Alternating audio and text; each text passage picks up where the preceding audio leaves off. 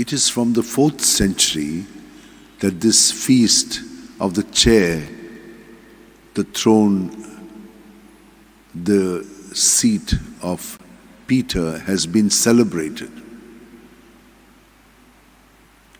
An ordinary fisherman, he makes him a leader of his church.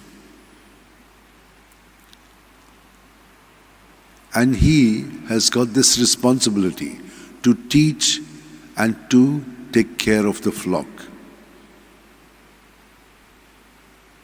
to bind and to unite the flock. This was given to him, and from there he says, whatever you bind on earth shall be bound in heaven. Whatever you loose, he's given him the authority. So there is ex cathedra, means from the chair, that he will make pronouncements that we all have to follow, and other pronouncements regarding the church. And we all know that the church is always alive. Look at now Pope Francis. He has not just remained with what was taught in the Second Vatican Council. Constantly, each of the popes have been renewing with new ways of addressing the present situation. And Pope Francis, what he has done is, in the Synod, has almost done something like the Vatican Council too. He has made everyone participate in this work of pronouncing what is the way that we have to go about in this modern time. It's fantastic. But look at what is said, When we are leaders, what kind of a leader is Peter? A servant leadership, not one with authority. And the first reading is telling us, and that's what Peter has said, not domineering. No. We see each other in Jesus. All of us are in His body. So in our body, all the parts have equal place. Everyone is important. So what does the body, what do? I take care of my body. I don't destroy it. So this is the attitude, the servant leadership. I'm taking care of my body, and so Jesus is taking care of the body through each one of us. And when we reach out to others, whatever happens to the other happens to me. It is in this attitude that we have to do.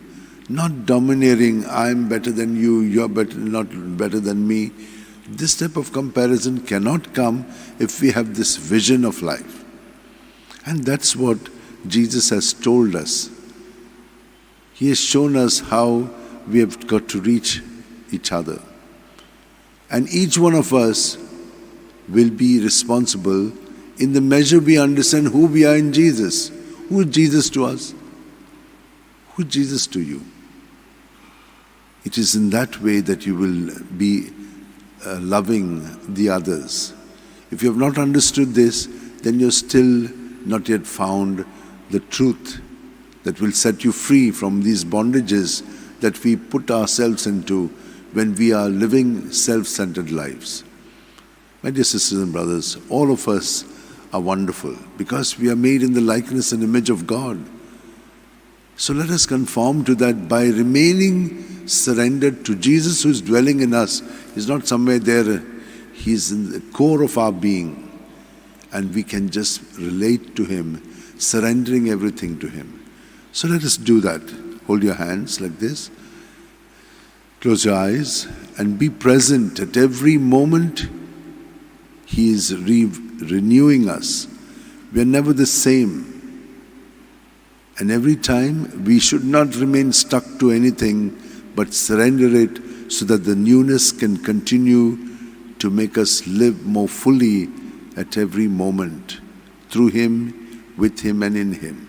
Lord, thank You for making us aware of all Your teachings, of all the way that we should live in You, and all the way how You would like to work and serve Your body the church, and through the church, the world, the way which will bring glory to the Father.